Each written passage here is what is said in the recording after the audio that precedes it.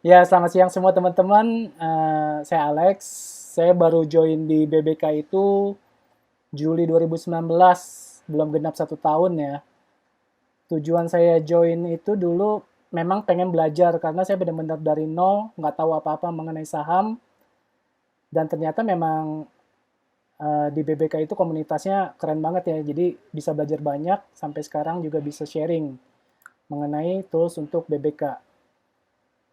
Sekilas saja, BBK itu untuk pemula tuh gampang banget karena menyediakan mode satu.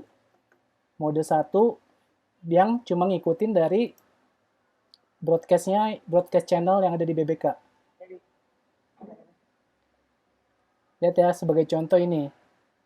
Ini broadcast yang jam 11.40 ya. Untuk mode satu itu tinggal ngikutin aja yang fresh BBK. BJBR, BKSL, BWPT. Seberapa banyak ikutin money management yang disarankan oleh BBK mode satu. Misalnya punya modal 100 juta, dibagi merata ke 15 emiten. Dibagi merata 15 emiten. Ini saya coba share screen di notepad-nya, kelihatan nggak ya? Mode 1 BBK. Modal 100 juta, dibagi merata 15 emiten. Anggap berarti 7 juta ya. 7 juta per saham. Ambil yang fresh.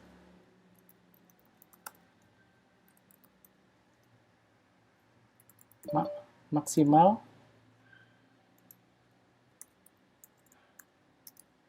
15 saham. Sorry. Langsung pasang stop loss 5% sampai 6,5% dari harga beli.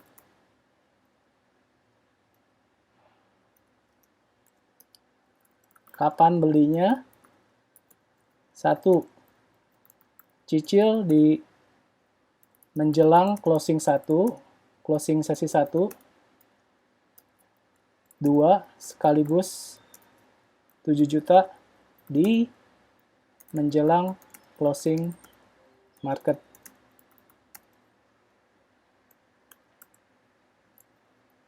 Nah, ini cara yang paling simple tanpa ngelihat chart, cukup ngelihat dari fresh BBK aja, bisa dicicil menjelang closing sesi 1. Misalnya tadi pelurunya 7 juta per saham. Bisa masuk di sesi 1 ini misalnya 3 juta dulu, nanti nambah lagi di menjelang sesi 2 closing, karena kita kan dia dapat broadcast-nya itu kan setiap jam sekali kalau nggak salah ya. Jadi kalau yang mau masuk dari menjelang closing 1 pun juga nggak masalah. Bisa dicicil lah istilahnya kalau yang cara pertama. Cara kedua itu ya sekaligus saja nunggu closing market. Karena yang namanya rekomendasi saham untuk yang fresh BBK itu bisa muncul, bisa hilang juga. Bisa istilahnya fake signal ya. Itu bisa terjadi, itu biasa lah. Bahkan ada yang dari pagi sampai siang nggak pernah muncul, tiba-tiba menjelang closing dia malah muncul fresh BBK-nya. Jadi emang lebih baik itu nunggu menjelang closing market sesi 2. Jangan lupa stop loss itu udah pasti. Nah, sekarang skenario 1. Ternyata besok harga turun. Ya diemin aja. Diemin sebelum kena SL. Besok harga turun, diemin sebelum kena SL. Terus hari kedua hilang dari list BBK. Ini contohnya hari pertama, hari ke-1 dia hilang juga. Hilang dari list BBK. Contoh ya, saham kita misalnya masuk contoh saham BKSL. Fresh BKSL. Sekarang hari Selasa. Skenario 1. Rabu 10 Juni, harga turun, BKSL harganya turun, terus hilang dari list BBK. Ya udah diemin. Terus di hari keduanya, Kamis, 11 Juni, hari kedua juga masih hilang nih BKSL dari list BBK, dari broadcast yang channel tadi. Berarti siap-siap menjelang closing market Kamis 11 Juni, buang BKSL. Jadi walaupun belum kena stop loss-nya, ya udah mesti buang. Karena 2 hari berturut-turut tidak masuk list BBK.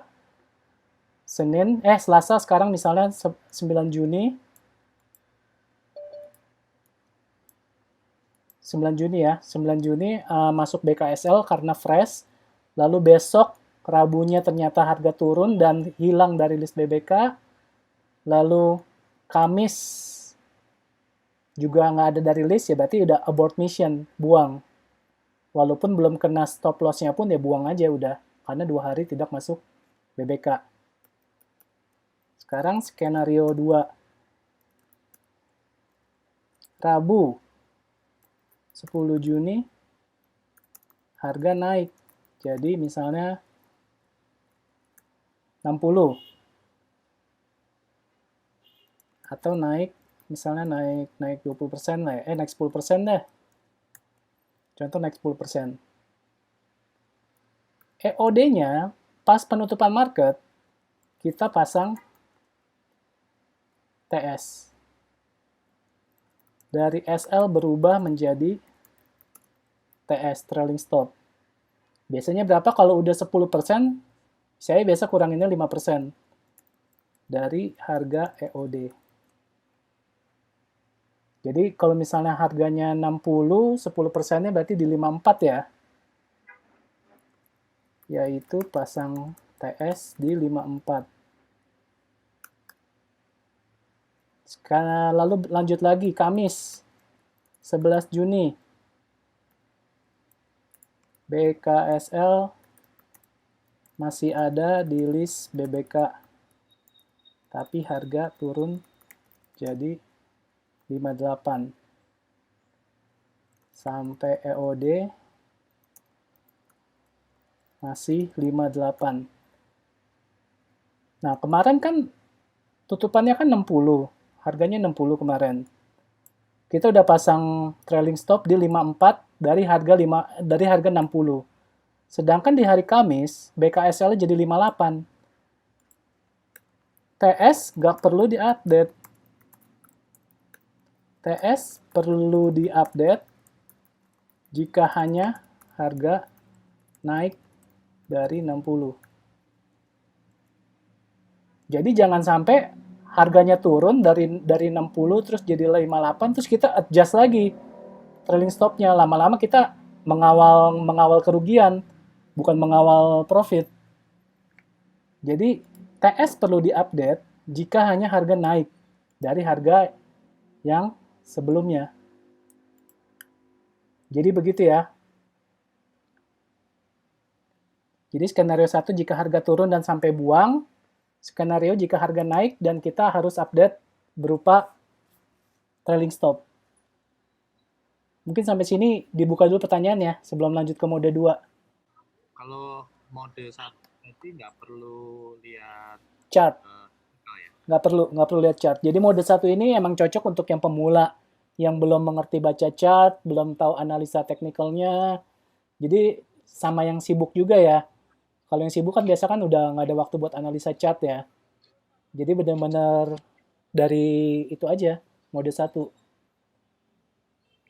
Cukup luangin waktu di menjelang closing sesi 1 sama menjelang closing sesi 2. Cukup luangin waktu di situ aja. 30 menit sebelumnya lah, ngecek mana yang fresh. Terus lihat di porto kita udah 15 saham atau belum. Mau tanya, jadi kadang kan yang keluar yang BBK New itu kan banyak pilihan sahamnya, kayak kemarin itu kan cukup banyak. Betul. Nah, sedangkan kadang-kadang kan kita nggak ngerti yang mau dibeli yang mana karena terlalu banyak. Betul. Nah, itu sebenarnya kalau mau filter lebih masuk ke mode 2 sih. Ini kan saya lagi jelasin yang mode 1 dulu nih. Soalnya kelihatannya kemarin itu yang masuk itu lebih dari 15 kayaknya. Nah, Yang itu kemarin. dia. Itu dia. Jadi kalau kalau untuk yang mode 15 sebenarnya kan tinggal tinggal pilih aja dari 15 ya. Kalau yang benar-benar awam sih kan udah nggak tahu lagi ya.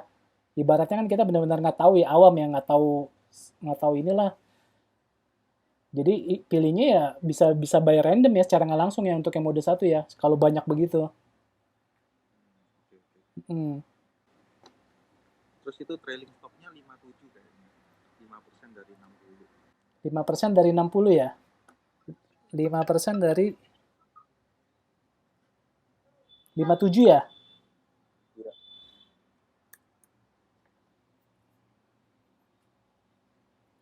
57. Oke.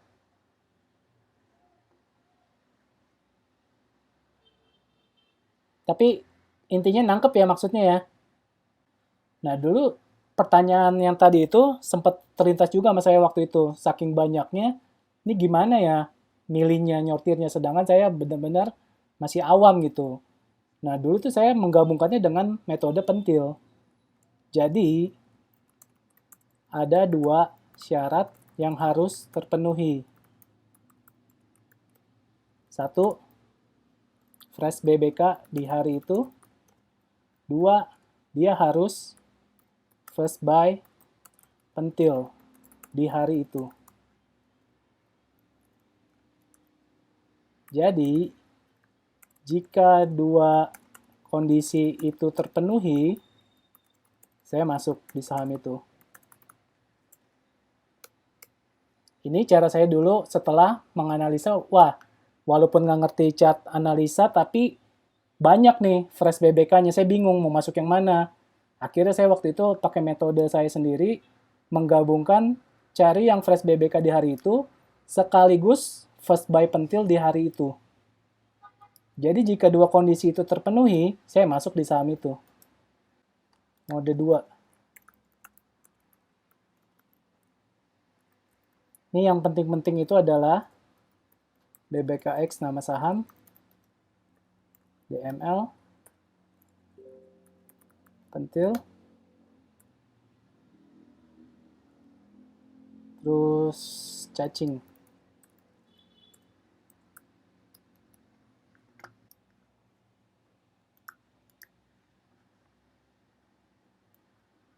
Nah, contoh, kita begitu ngelihat dapat broadcast dari channel. Contoh yang pertama BJBR ya, BJBR. Saya langsung ngecek di DML BJBR.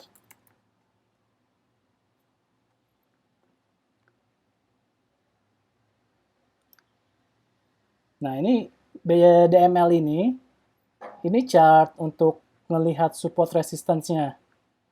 Yang seperti yang udah saya sharing, yang paling kuat itu magenta ya, warna magenta. Warna magenta ini paling kuat diikuti dengan yang garis putus-putus. Lihat ya, kalau lihat dari BJBR ini banyak banget ini resistance di atasnya nih. Udah yang putus-putus numpuk, terus magentanya juga berlapis-lapis. Belum lagi kena trendline yang warna kuning, trendline weekly. Kalau yang warna biru ini trendline monthly. Walaupun dia memang baru ini ya, berubah warna spektrumnya ya. Dari warna merah ke orange. Merah itu udah paling parah, biru itu udah paling bagus. Jadi peralihan dari warna merah ke warna orange itu ada tanda-tanda smart money-nya.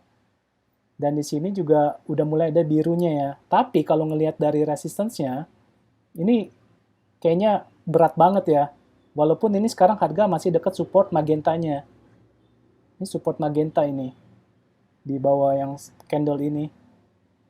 Jadi kalau yang kayak begini sih biasa saya mendingan skip aja, cari yang lain yang lebih berpotensi. Nah, jadi dengan step-stepnya ini, kita bisa bisa lihat analisa satu-satu. Lanjut lagi misalnya pentil BJBR.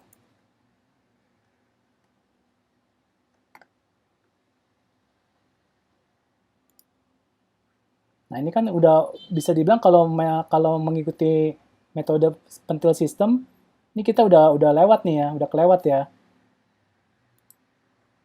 Nah, kalau mau ngecek satu-satu begitu, silakan dengan mode 2. Dari list-list yang fresh, kita bisa lihat satu-satu. BJBR, BKSL, BWPT, Indofood. Lihat satu-satu DML-nya, mana yang paling menarik, risk reward-nya. Mana yang resistensinya yang paling dikit, dan resiko untuk supportnya mana yang paling dekat lah. Nah, kalau udah begini banyak, kita pasti kan lumayan makan waktu juga ya untuk ngecek satu-satunya. Kalau mau lebih cepat lagi, saya menggunakan caching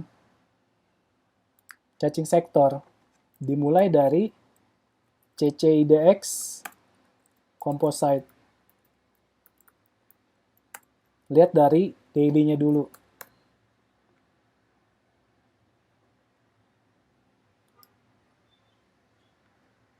Miscellaneous Industry, dia kayaknya sudah sedang melemah. Jadi caching itu ngelihatnya adalah lihat yang kepala titiknya ini ke kanan atas.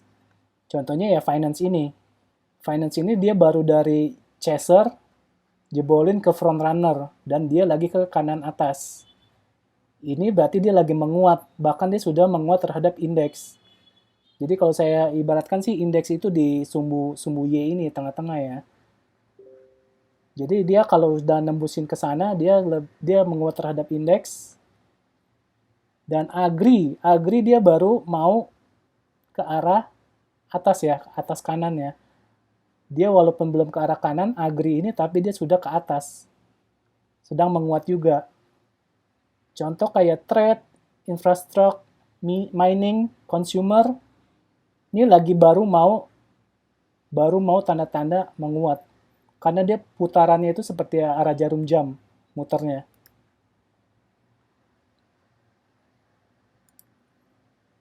Nah, kayak basic industry ini dia kepentok dari sumbu X-nya.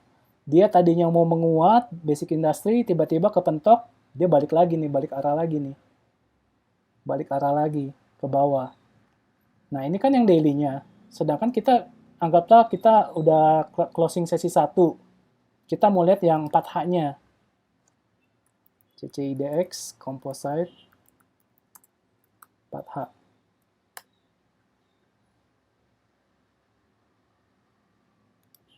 Nah, saya biasa masuknya pakai dari yang 4H. Kayak properti gini, properti dia sudah sedang nempel ya di sumbu Y ya, antara tembusin ke front runner atau dia bisa balik lagi ke chaser untuk yang sektor properti di 4H-nya. Begitupun infrastruktur ya. Infrastruktur ini dia kayaknya udah balik arah malahan. Mentok di sumbu X. Nah, yang kita lihat sekarang adalah agri. Agri dia udah masuk ke chaser, terus dia udah ke atas kanan. Consumer pun juga gitu, dan mining. Trade juga ya. Jadi kita udah simpan agri, mining, trade, dan consumer.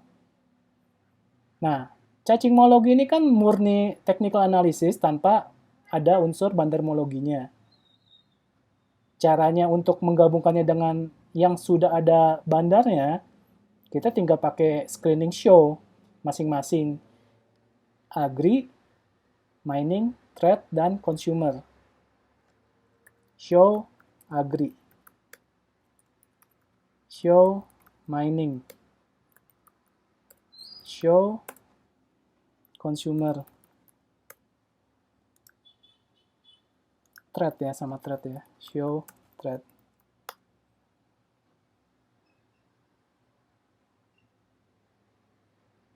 Nah, dari sini aja list.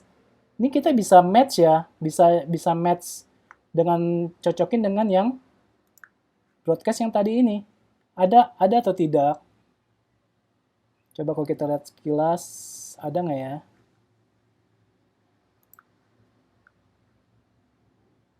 Consumer. Ada Indofood ya.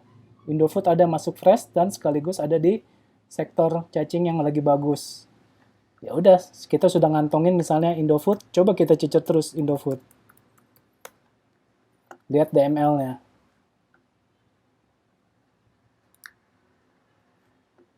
DML-nya. Nah, DML ini kan Dia di bawahnya ini adalah next histogram. Kalau dilihat di sini merah, tapi bisa masuk BBK, artinya belum tentu dari next-nya. Contoh lihatnya adalah dengan menggunakan Hakaki. Hakaki Indofood.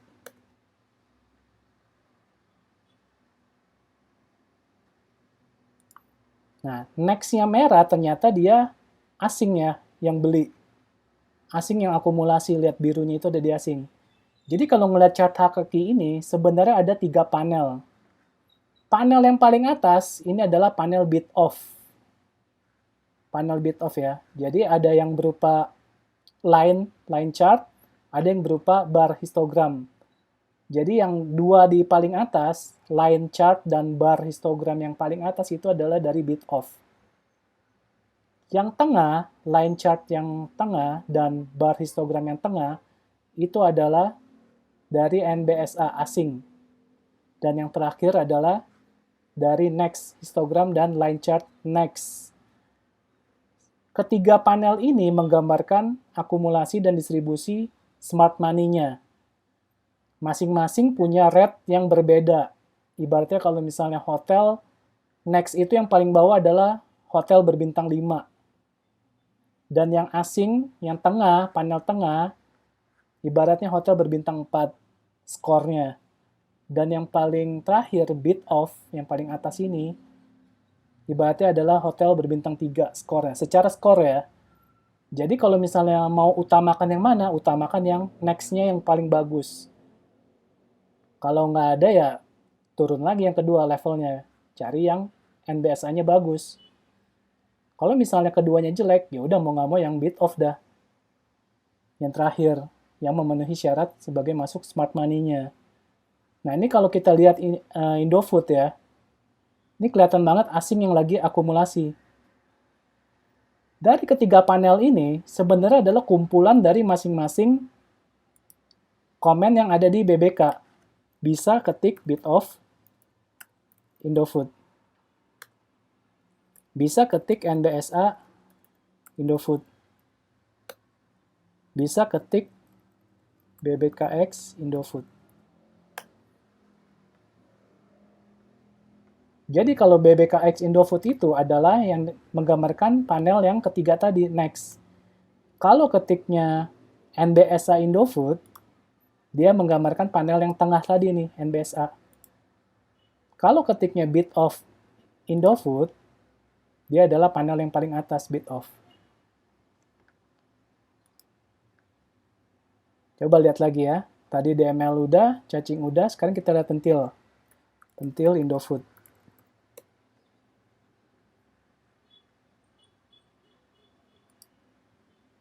Nah, pas ya, di hari ini Indofood juga lagi muncul tambahan muatan kalau yang mengikuti pentil sistem dari yang pertama kali ya.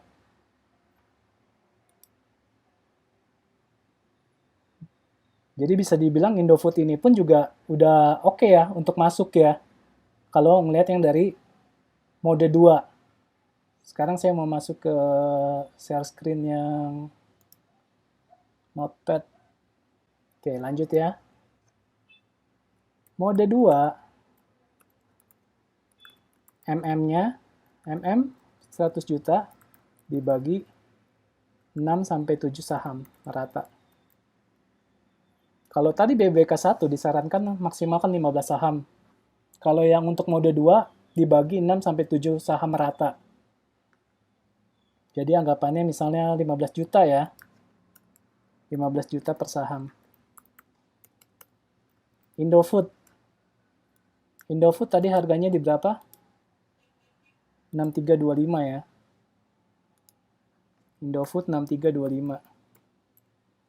Masuk 15 juta misalnya menjelang closing market. Skenario 1.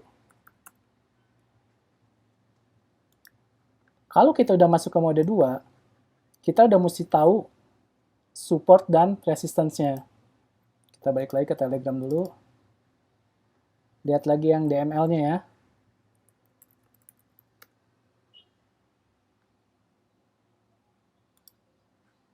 Ini kalau kita lihat, Ini kan lagi kena resistance trendline weekly ya, yang warna kuning ini.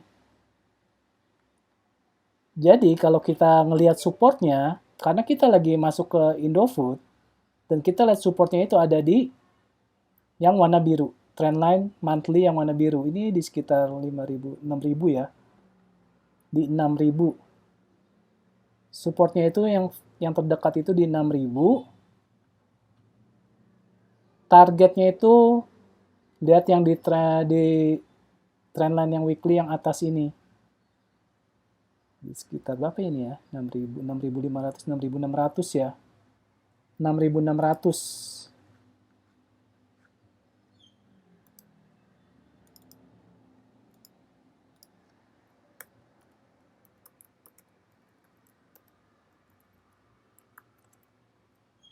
6.000.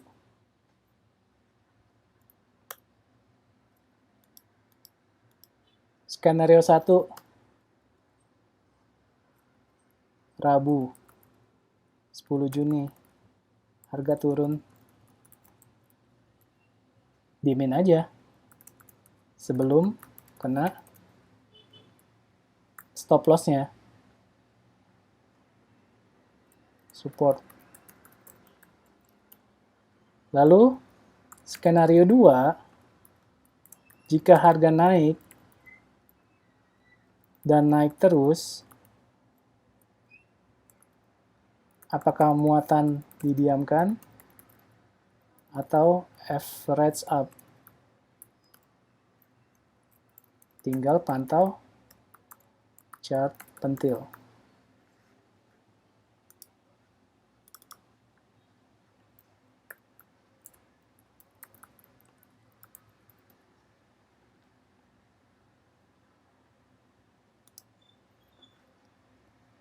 Kita masuk di sekarang ya di pentil yang kedua ya. Kita tinggal pantau aja Indofood, nanti kapan ada muncul pentil lagi, itu kita bisa average up. Average up-nya berapa? Yaitu nggak lebih dari 1/5-nya yang muatan pertama kita. Add pentil. 1/5 dari muatan pertama. 15 juta. Pertama masukkan 15 juta ya. Dibagi 5. 3 juta. Setiap muncul pentil lagi, nambah 3 juta. Nambah 3 juta. Lalu kawal dengan trailing stop. Jika sudah cuan di atas 5% lah, TS di titik modal. Jika sudah cuan 10%, TS minus 5% dari EOD. Jika sudah cuan 15%, TS tetap 5% dari EOD. Jika sudah cuan 20%, TS boleh 7% dari EOD. Dan seterusnya. Jadi, nggak ada patokan khusus ya, berapa persen, TS-nya berapa persen, ini bisa teman-teman masing-masing aja, tapi intinya, semakin cuannya semakin lebar, TS-nya juga semakin lebar ya. Nah, untuk yang sampai sini, saya buka pertanyaan lagi ya.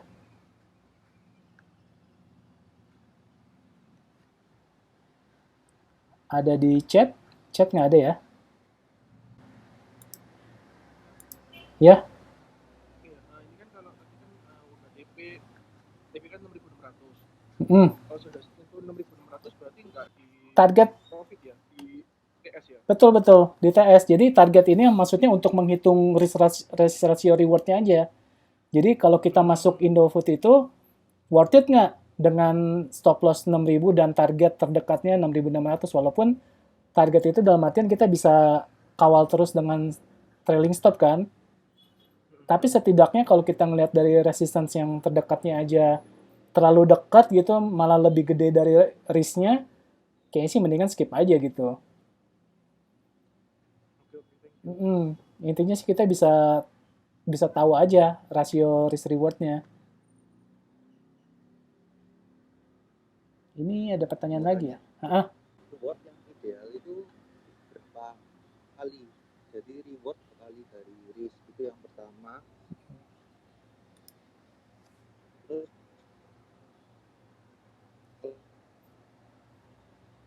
halo? ini 6 sedikitnya udah semua, berarti kita nggak bisa average up ya? Gimana? Sorry, Atau harus ada yang dilepas? Jadi yang pertama risk nggak kedengeran ya suaranya? Atau coba, iya putus-putus atau coba diketik aja. Atau coba diketik aja. Halo? risk reward yang pertama tadi risk reward yang Mm, ideal itu untuk berapa kali dari rewardnya, berapa kali dari risk baru kita ambil. Yang kedua, kalau money manajemennya tadi kan cuma dibagi 6 sampai 7 saham kan. betul. Ini kalau misalnya kita udah belanja banyak terus habis itu sampai saldonya ini istilahnya udah Habis. top up gitu, Mm, atau kadang-kadang kan juga sorry. iya. Nangkap sih maksudnya nangkap ya. Mm-mm.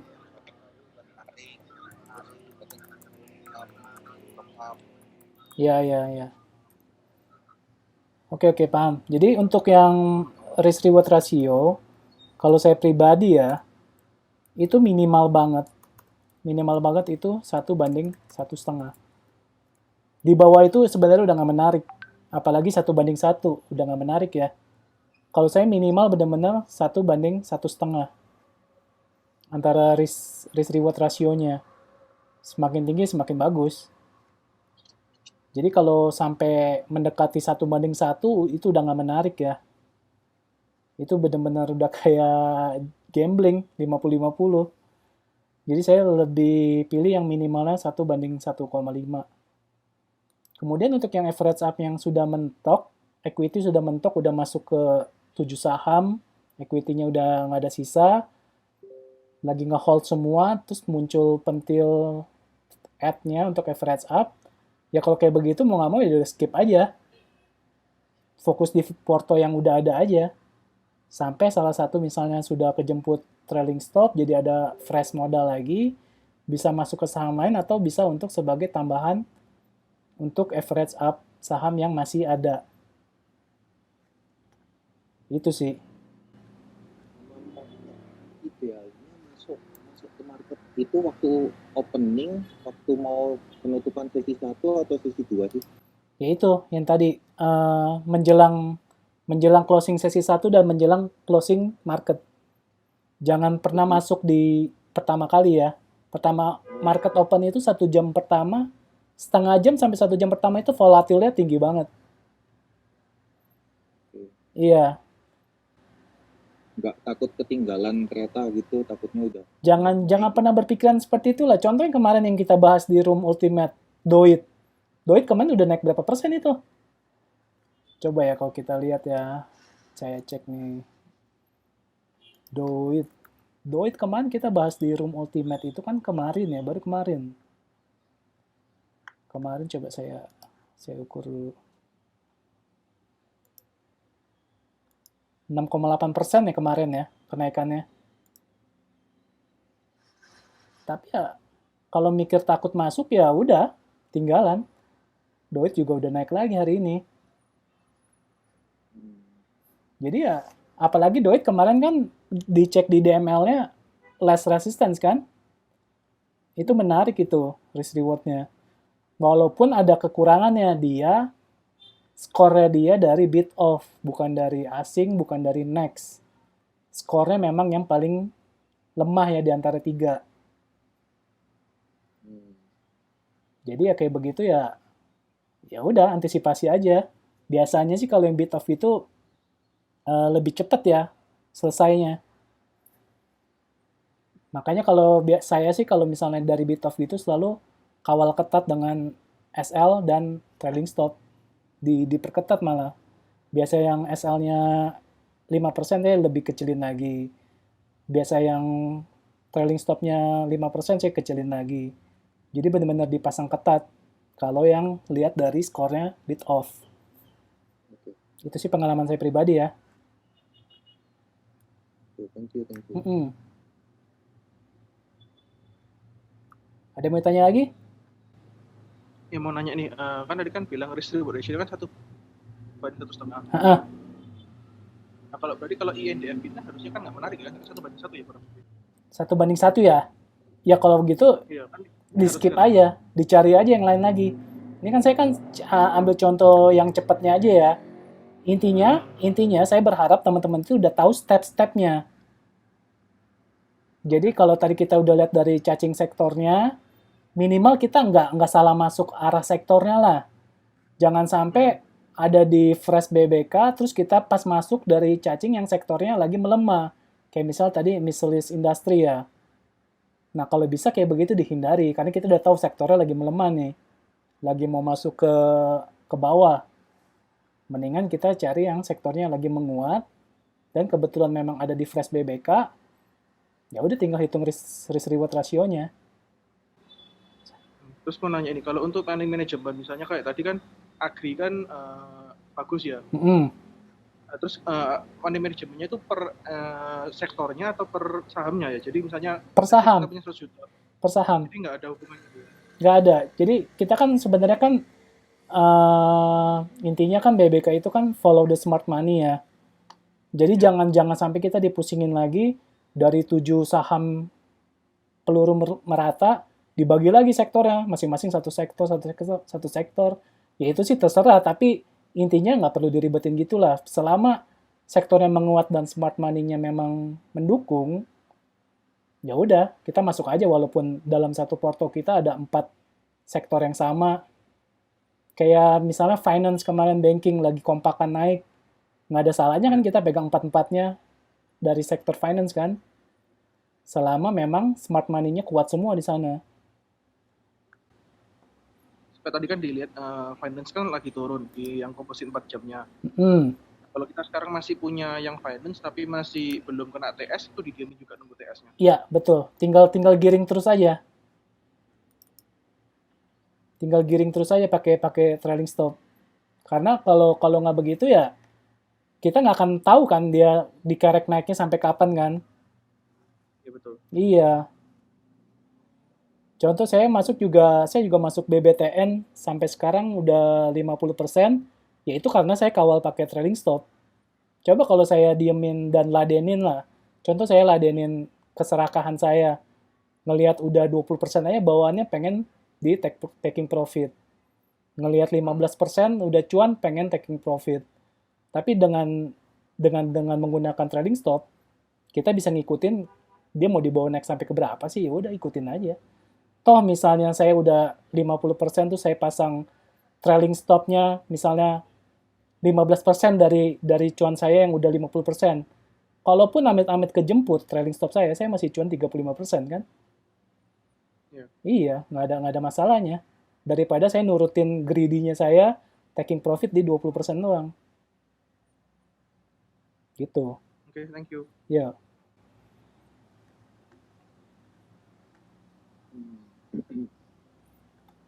Ada lagi yang mau tanya?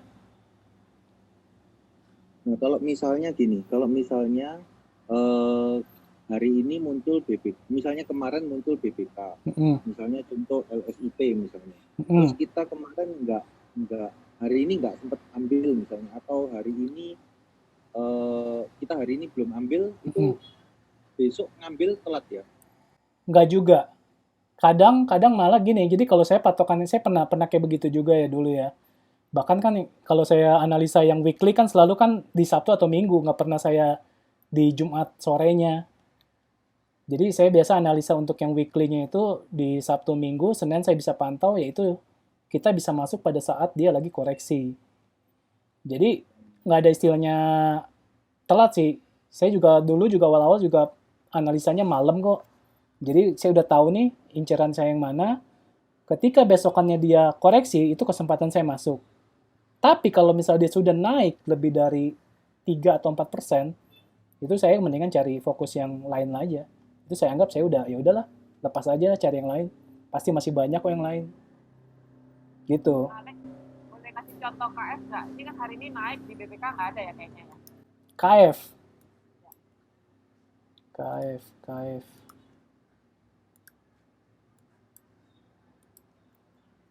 DML, KF.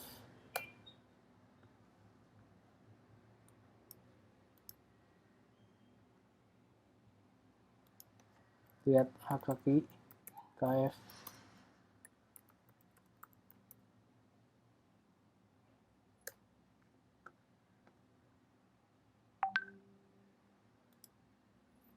Nah,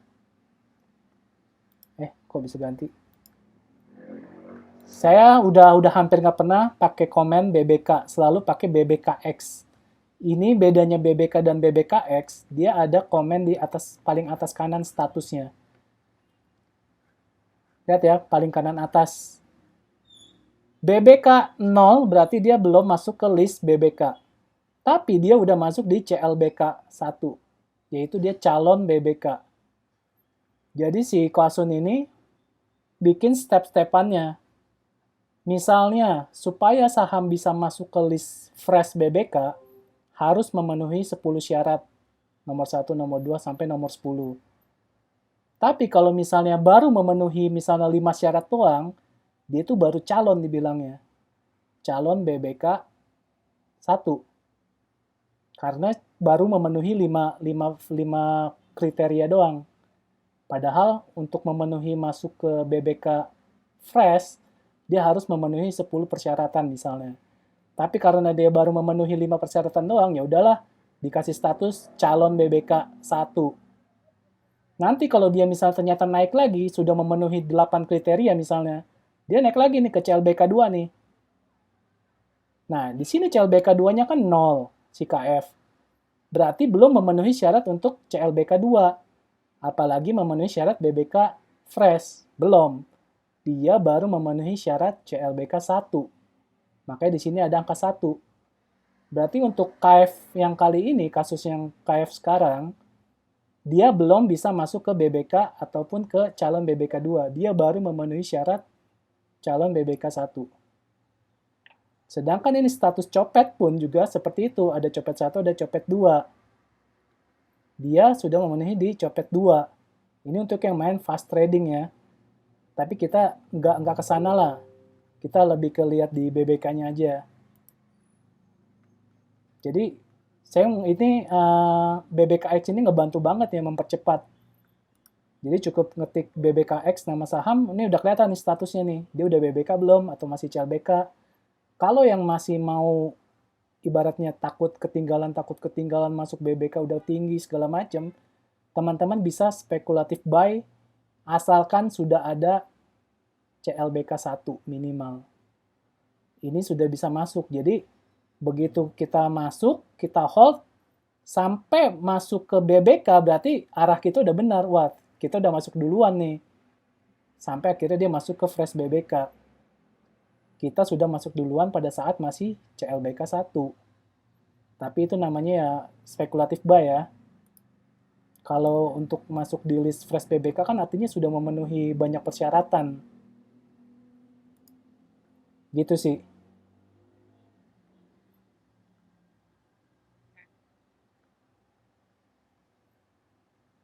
Dan untuk teman-teman perlu ketahui, si Koasun ini kan dia memfilter watch list saham-saham yang ada di BBK itu berdasarkan dari likuiditas dan volatilnya ya. Jadi kalau yang saham-saham liar gitu, turun naiknya kasar, terus kalau yang liquidnya non-liquid, bid-off-nya suka hilang-hilangan, itu nggak masuk di BBK.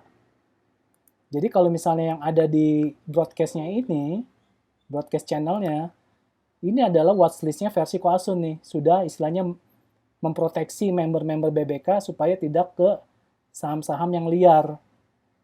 Tapi pasti ada aja yang mau yang ya udah nggak apa-apa lah kok, gue mau yang nggak terlalu liquid juga nggak apa-apa. Si Koasun pun juga udah sediain yang pakai all itu, show BBK LQ. Ini saya kasih ini dulu deh. Permisi. Ada. Bisa request, tapi pakai stiker ini dulu ya. Permisi mau explore. Show BBK LQ. Ini filternya lebih longgar lagi secara likuiditasnya. Nah, ini ada ini. Lebih banyak listnya. Friend, enough. Ini lebih banyak listnya dibandingkan show BBK. Dibandingkan yang ada di sini. Friend hilang ya malah yang ada di sini ya. Si Kwasun udah mengamankan friend berarti. Di sini nggak ada friend loh. Di sini nggak ada friend. Tapi di sini ada. Di BBK LQ. Apa bedanya BBK LQ sama BBK biasa? Tingkat likuiditasnya. Oh, kalau LQ yang nggak terlalu liquid. Oh, oke. Itu yang atasnya front ada finance, GL segala macam itu apa ya? Ini sektor. Oh, oke. Iya, jadi kayak misalnya ada sektor apa ya di sini tadi lihat. Nih, trade. Sektor nah, oke. Kalau di sini ada muncul sektor trade fresh, berarti Ya. berarti sektor trade ini baru manggung nih. Oke. Gitu. Maksudnya gitu ya. Iya. Ini ada di BBK LQ. Jadi bisa dilihat dari BBK, show BBK. Show BBK itu ya yang ada di channel ini. Ini show BBK ini. Kalau dari channel kan broadcast. Kenapa? GL 1TC. GL itu gift line. Kalau lihat di sini DML. Oke, gimana itu gimana? Gift line itu moving average versi BBK. Lihat kan nih? Yang itu Ya. namanya GL. Ya, GL itu moving average. Nah, ini kan berubah warna nih, bisa dari magenta, bisa jadi pink, bisa jadi hijau ya. Bisa jadi kuning. Itu ada formulasi technical analisisnya si Koasun. Kalau misalnya dia berubah warna, berarti akan ada perubahan arah. Warnanya ikut sama yang bawah yang garis warna-warni itu ya? Enggak, jadi kayak misalnya kalau lagi menurun ya. Kalau lagi menurun dia kan warnanya magenta tuh. Gift line-nya, moving average-nya. Tapi begitu dia mau ada perubahan, dia udah berubah jadi warna pink. Sampai ke warna kuning. Hijau ya. Kalau sudah hijau berarti udah uptrend. Jadi selalu si Koasun menyarankan selalu berada di atas gift line-nya ini, GL. Jadi kalau harga sudah di bawah gift line, itu sudah tanda-tanda mau ke bawah. Oh, oke. Ya. Oke. Gitu.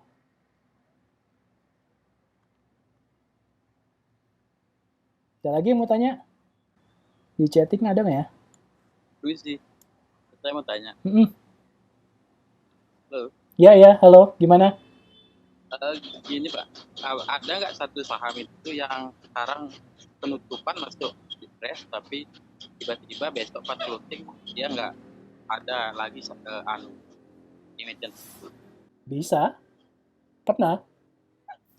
Pasti kemungkinan itu akan selalu ada.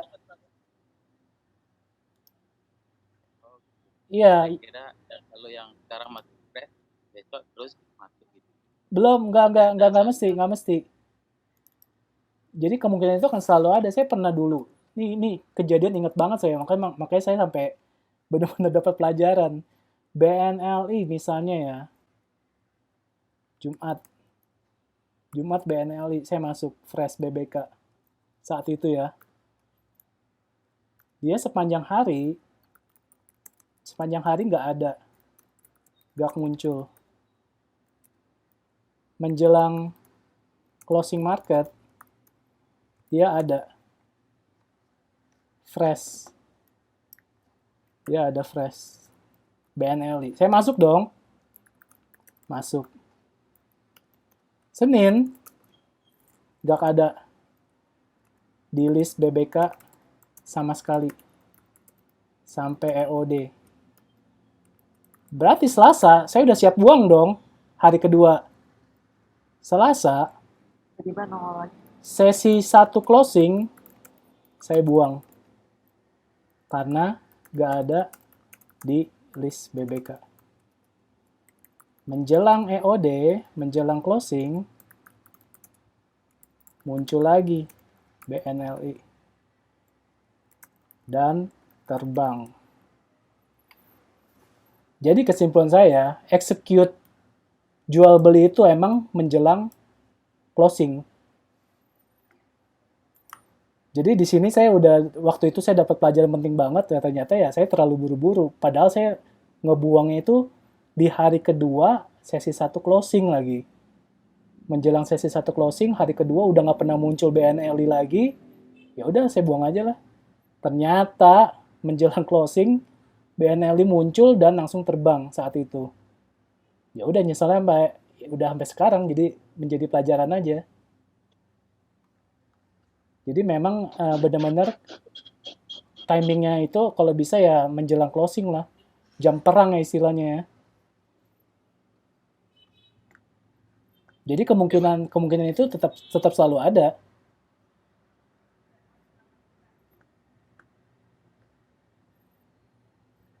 Oke, ada lagi yang mau tanya? Mau tanya dong, mode 2 itu berarti stop loss-nya berdasarkan support dan resisten Betul, iya. Mode 2 lebih lihat dari situ aja. Sebenarnya ngelihat support resisten banyak ya. Bisa dari SR, bisa dari Mahadewa, bisa dari lihat ya, Fibo juga bisa. Tadi kita bahas coba Indofood ya. Bisa lihat dari Fibo 1 Indofood. Belum di share screen ya.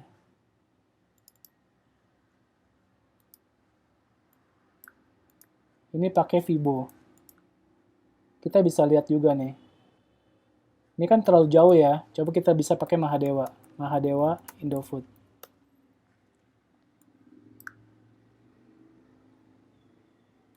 Di sini pun juga bisa kelihatan nih. Support terdekatnya itu berapa tuh? 662 ya. 6.200. Bisa juga pakai SR.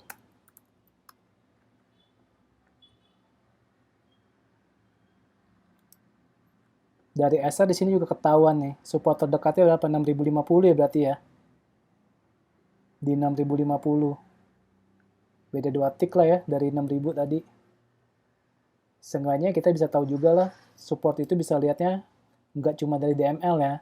Tapi kalau saya sih lebih seringnya lihatnya DML. Cuma kalau misalnya DML Indofood. Kalau ngelihatnya terlalu rapat dan ketutupan harganya, ini jadi kayak main ngira-ngira, saya sih ya udah cari pakai Mahadewa, pakai SR, pakai Fibo, itu bisa ketahuan. Jadi yang cobalah cari yang terdekatnya aja.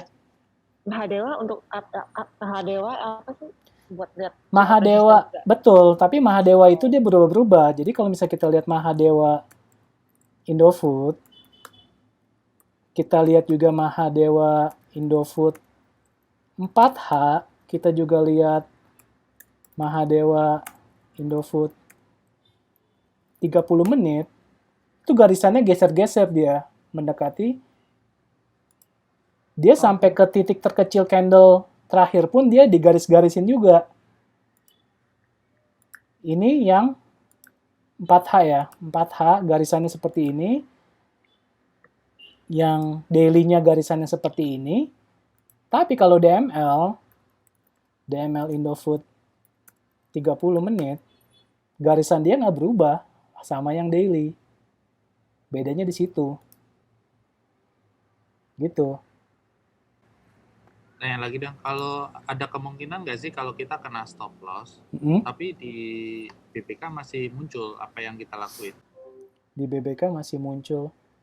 Ya kalau kayak begitu sih, kita yang penting sudah membatasi resiko sih. Kita mau resikonya cuma di 5 atau 6,5%, ternyata masih ada di list BBK ya udah kejemput ya berarti ya kita ya. Itu kembali lagi ke soal trading plan disiplinnya kita. Kalau memang mau melihat dari list BBK benar-benar, biasanya sih jarang ya saya temuin kayak begitu ya. Kalau yang udah kejemput stop loss, tapi masih ada di list BBK itu jarang banget. Kecuali memang yang tiba-tiba bantingan liar ya. Misalnya 1 jam pertama aja sudah minus 7% ya. Tiba-tiba di jam 11 dia naik lagi kan, di atas angka stop loss-nya kita gitu kan. Itu saya pernah kejadian kayak begitu ya, itu udah kita terima aja sih. Yang penting kita udah jaga-jaga buat resiko kita. Itu pernah kejadian juga kok saya.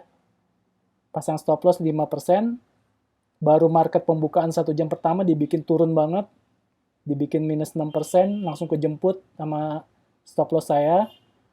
Tiba-tiba jam 11 siang dia dibikin naik lagi di atas angka stop loss saya. Ya itu udah ini mau nggak mau terima udah. Karena saya lebih prefer menjaga resiko sih. Ketimbang nggak dipasang sama sekali gitu. Dan itu kejadiannya benar-benar kehitung banget sama jari. Jadi istilahnya bisa dibilang ya itu kejadiannya jarang-jarang lah. Apalagi sekarang udah diberlakukan aturan yang ARB cuma berapa 7% ya.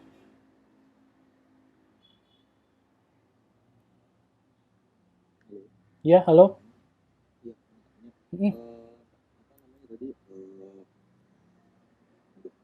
Mode dulu tuh. Iya, sorry. Mode 2, mm, ini berarti stop loss-nya nggak melulu kita pasang 5 sampai Enggak, 6,5%, enggak. tapi kita harus ngelihat di support-nya ya. Betul. Jadi kita bisa maksimal sampai berapa? 10 itu ya? Kalau saya sih ya, kalau udah 10 gitu, hitungannya udah weekly ya. Jadi kalau kita pakai yang chart makin jauh, itu stop loss-nya makin lebar. Kalau saya patokannya kalau weekly memang sekitar 10%. Makanya kembali lagi, kalau misalnya berani pasang stop loss di 10%, apakah reward-nya juga di atas 10%? Kembali lagi kan ke rasio reward-nya kan? Risk ratio reward-nya. Kalau memang reward-nya bisa 20%, ya kenapa enggak? Saya mah berani aja. Pasang stop loss-nya minus 10%, tapi potensi untuk reward-nya 20%. Nah, kadang yang bingung kalau ngelihat DML, itu kan di atasnya itu resistennya itu garisnya kadang-kadang penuh banget. Ada yang putus-putus, ada yang kuning, ada yang warna magenta. Itu pilih yang mana sih? Nah itu di DML di room yang ultimate udah dikasih tahu kan ya, yang soal tingkatan urutan yang terkuat sampai yang nggak terlalu kuat. Jadi kalau misalnya banyak resisten tapi yang nggak terlalu kuat, ya udah beraniin aja. Tapi kalau bisa analisa cari yang less resistance. Contohnya kayak kemarin Doit gitu kan kosong kan. Ini siapa yang request nih? Ini Weton pun juga cuma satu resistance kan? Iya. Bisa dibilang nih kalau misal tembus ya jauh nih sampai ke EMA 200 nih. Ya cari yang seperti itu. Tapi kalau misalnya nggak dapet dan kita pelurunya masih banyak, ya nggak ada salahnya dong kita masuk. Toh intinya kita kan follow the smart money. Yang kita analisa banyak itu kalau memang pilihannya banyak. Kita mau mencari yang terbaik dari yang terbaik kan? Iya. Ya. Jadi kalau memang pilihannya banyak, yang ada salahnya kita analisa cari yang less resistance. Tapi kalau misalnya pilihannya sedikit dan kita memang masih ada equity, ya nggak ada salahnya masuk. Selama dia memang masuk BBK, artinya smart money udah di dalam. Dan mendukung secara technical analisanya. Nah, kalau misalnya nih, waktu kita mau masuk nih, misalnya kayak kemarin muncul di BBK, terus hari ini kan kita planning masuk. Nah, misalnya kayak misalnya harga kemarin 300 misalnya, terus hari ini waktu pembukaan sampai siang udah naik sampai misalnya sampai 310. Itu kita paksain masuk nggak masalah ya? Nggak masalah sih. Oke. Yang penting pada saat masuk itu stop loss udah langsung dipasang.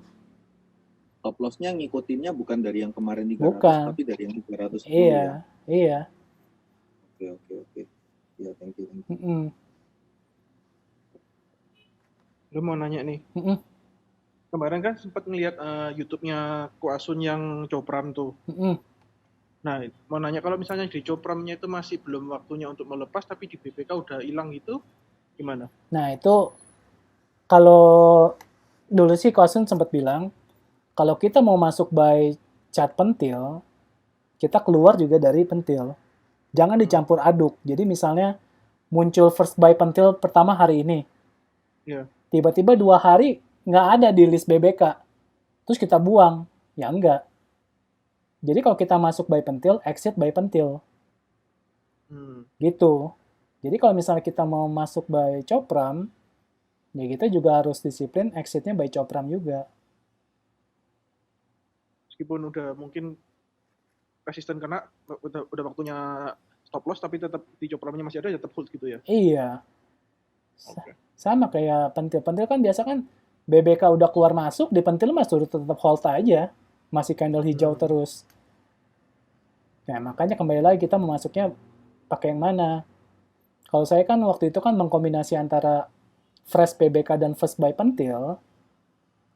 Selebihnya saya udah nggak ngelihat BBK lagi, saya ngelihatnya pentil. Saya hanya memfilter aja. Gitu. Oke, thank you. Ya. Oke, thank you Oke, ya. bubar ya. Thank you ya teman-teman semua. Yo. Mulai sering-sering nih. Ya.